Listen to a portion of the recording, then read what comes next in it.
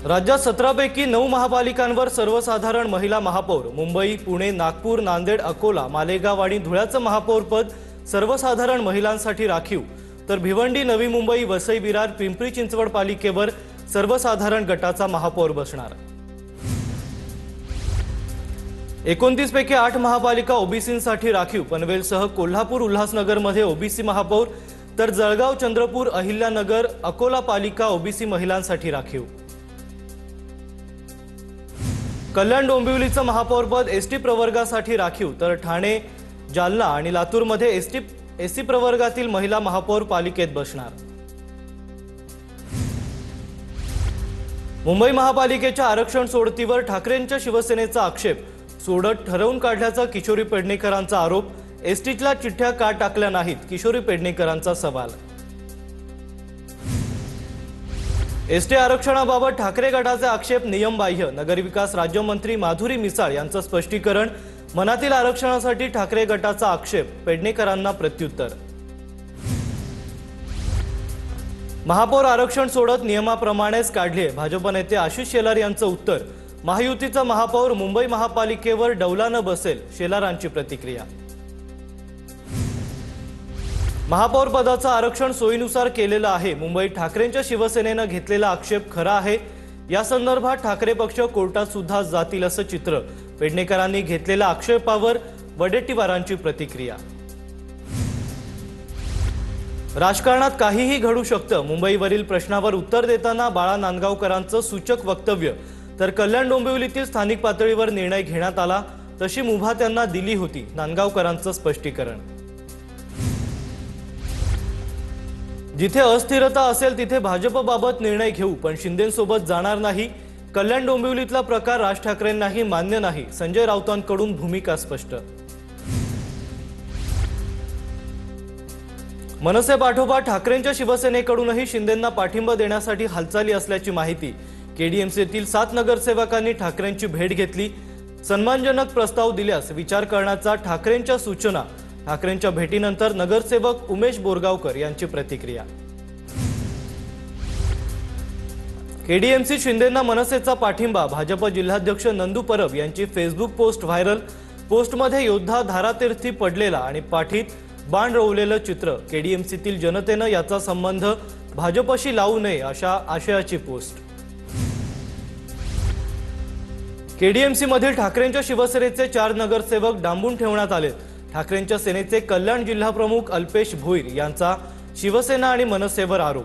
ते नगरसेवक आमच्या संपर्कात, भोईर यांचा दावा। निकालानंतर शिंदेंची शिवसेना आणि भाजपमध्ये धुसफूस सुरूच। भाजप बंडखोरांमुळे शिंदेंच्या शिवसेनेचे 10 उमेदवार पडल्याचं मत, सूत्रांची माहिती। कल्याण डोंबिवलीत काँग्रेसनं स्वतंत्र गट स्थापन केलाय। निवडून आलेले दोन्ही नगरसेवक आमच्या सोबत, आम्ही कुणाला पाठिंबा दिला नाही, काँग्रेस जिल्हाध्यक्ष राजाभाऊ पातकरांची भूमिका।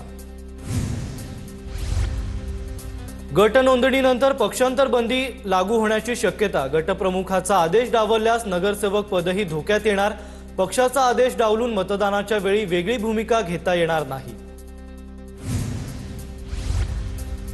चंद्रपूर महानगरपालिकेत काँग्रेसच्या 2 गटातील वादावर बैठक। 2 गटातील वादावर हर्षवर्धन सपकाळ आणि वडेट्टीवारांची काल रात्री बैठक। बैठकीदरम्यान धानोरकरांनी सपकाळांशी फोनवरून चर्चा केल्याची माहिती। एका गटाला महापौरपद तर दुसऱ्याला स्थायी समिती अध्यक्षपद, सूत्रांची माहिती। अमरावतीच्या अचलपूर नगर परिषदेमध्ये भाजप आणि एमआयएमची युती। समितीच्या सभापती पदासाठी भाजप आणि एमआयएमची एकमेकांना साथ। अचलपूरमध्ये भाजप आणि एमआयएम सोबत आल्यानं राजकीय चर्चांना उधाण। खासदार प्रतिभा धानोरकरांनी काँग्रेसच्या 13 नगरसेवकांना यवतमाळच्या एका हॉटेलमध्ये ठेवलंय। काँग्रेसचे माजी शहराध्यक्ष रामू तिवारींचा दावा। प्रदेशाध्यक्षांनी नगरसेवकांना त्यांचं मत विचारलं तर वडेट्टीवारांसोबत असल्याचं दिसेल, तिवारींची प्रतिक्रिया। तिसऱ्या मुंबईतील पहिले शहर म्हणून रायगड जिल्ह्यातील नवं विकास केंद्र उभारणार।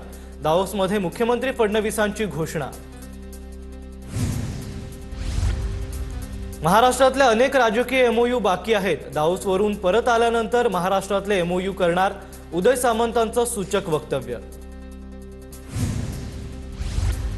दाऊसची गुंतवणूक ही बनवाबनवी, गुंतवणुकीच्या नावाखाली धुळफेक करत असल्याची वर्षा गायकवाड यांची टीका। दाऊसमध्ये आतापर्यंत केलेल्या सर्व गुंतवणुकीच्या करारांची श्वेतपत्रिका काढा, खासदार वर्षा गायकवाड यांची मागणी। आमदार नारायण कुचे आणि एका व्यक्तीची कथित ऑडिओ क्लिप व्हायरल। दिवसा पैसे वाटतो, गोरगरिबांचं भलं होऊ द्या, नारायण कुचेंचा संवाद। बहिणीला निवडून आणण्यासाठी कुचेंनी पैसे वाटप केल्याचाही आरोप। ऑडिओ क्लिपशी माझा काहीही संबंध नाही, मला बदनाम करण्याचा प्रयत्न सुरू आहे। व्हायरल ऑडिओ क्लिपवर नारायण कुचेंची प्रतिक्रिया।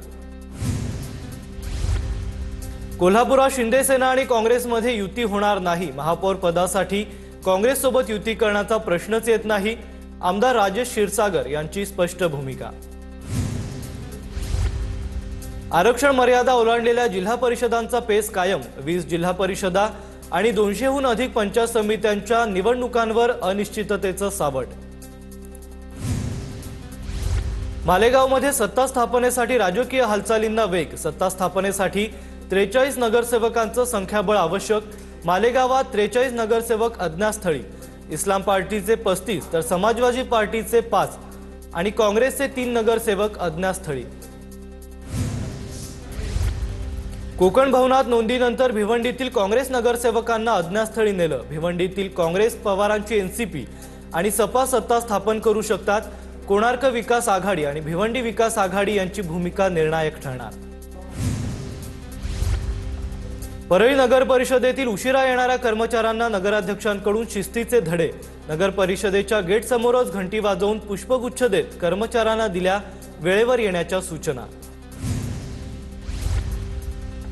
ऑडिओ क्लिप नारायण कुचेंचीच, पराभूत उमेदवार सतीश गायकवाड यांचा दावा।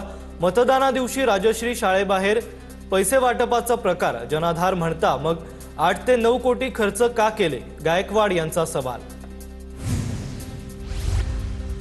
स्थानिक स्वराज्य संस्थांमध्ये नेते आपापल्या पद्धतीने लढतात, भाजप काँग्रेस आणि भाजप एमआयएम काँग्रेस मनसे युती झाल्याचंही पाहिलं। केडीएमसीतील शिंदेंची शिवसेना आणि मनसेच्या युतीवर अनिल देशमुखांची प्रतिक्रिया।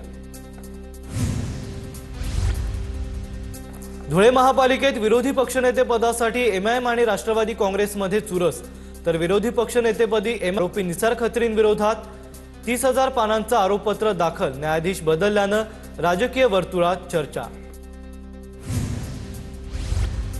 नंदुरबारमध्ये ओल्या लाल मिरचीचा हंगाम शेवटच्या टप्प्यात आल्यानं दरात वाढ, मिरची उत्पादक शेतकऱ्यांच्या पदरी मोठी निराशा। हंगाम संपत आल्यानं पुढील काही दिवसात मर्यादित प्रमाणातच आवक होण्याची शक्यता। वाशिम जिल्ह्यात मागील 2 दिवसांपासून वातावरणात बदल, ढगाळ वातावरणाचा रब्बी हंगामातील हरभरा पिकांवर परिणाम होण्याची शक्यता, शेतकऱ्यांना उत्पादनात घट होण्याची भीती। भंडारा जिल्ह्यात या हंगामात 31 लाख क्विंटल धान खरेदी, 252 आधारभूत धान खरेदी केंद्रांवर धान खरेदी सुरू।